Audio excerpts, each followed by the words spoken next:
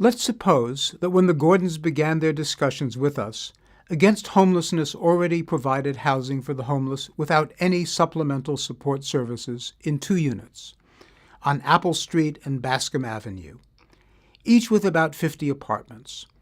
With Fred and Peggy's support, we added 50 units to the housing complex on Bascom Avenue and provided wraparound services to all of its 100 residents. Let's evaluate our permanent supportive housing program with a matching technique.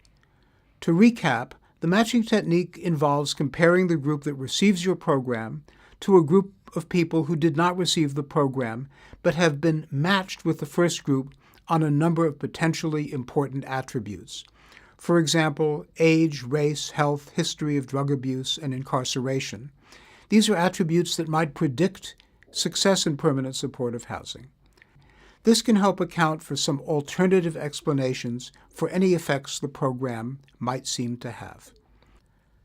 Before considering how matching might be useful in determining whether the wraparound services of permanent supportive housing contribute to its beneficiaries' stable residence, note that there are 2 very different possible counterfactuals. First, we might compare the housing stability of residents of Bascom Avenue's permanent supportive housing program with homeless people on the streets who have no housing whatsoever. If there turned out to be no difference, that would signify that the program had totally failed. But if the residents of Bascom Avenue did better than homeless people on the street, we wouldn't know whether this was the result of just providing housing, period, or providing housing with wraparound support services. The Gordons are pretty sure that merely providing housing makes a positive difference, and they're interested in determining the value added of wraparound services. Fortunately, there may be a comparison group in the residents of Apple Street, which still provides basic housing without support services. When somebody is eligible for housing, our program administrator assigns them to one or the other housing complex based on a mixture of factors: the apartment's proximity to the neighborhoods where they lived on the streets and had social ties, their own preferences, and her own judgment about whether they might benefit from the support services.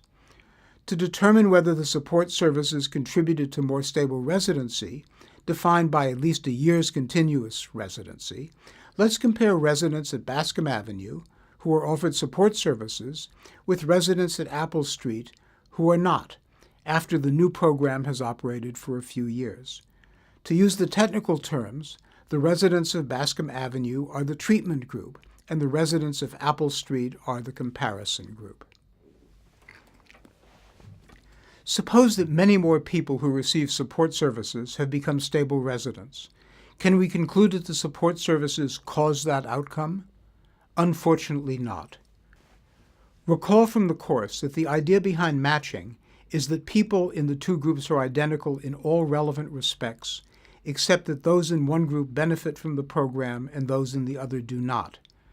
The challenge is that it's usually impossible to identify all relevant characteristics besides the program, meaning that there's some characteristics that won't end up being matched across the groups. Each of the administrator's assignment criteria creates a problem of this sort. First, there might be systematic differences in homeless people drawn from the neighborhood near Apple and the neighborhood near Bascom. Second, the very fact that an individual chooses support services may reflect a greater degree of mental health or other competence than others, which conduces to success at Bascom. Third, the fact that the administrator assigned people to Bascom based on her judgment that they would benefit from support services makes it difficult to ascertain whether those services would have benefited those she did not assign. Actually, we thought about these problems in advance, and to eliminate our worry that the administrator selected people for permanent supportive housing based on her belief that they would benefit from the program, we can let the administrator just flip a coin for each applicant rather than using her judgment to assign clients to one or the other housing complex. If the coin turns heads, the applicant is assigned to basic housing at Apple Street and tails to supportive housing at Bascom Avenue. If this randomized controlled trial, or RCT as it's called, shows that many more people at Bascom than at Apple are in stable residence after a few years, we can be much more certain that this was the result of the wraparound support services. In this assignment, you will outline a plan to evaluate one of your organization's programs using a matching approach or randomized controlled trial, if possible.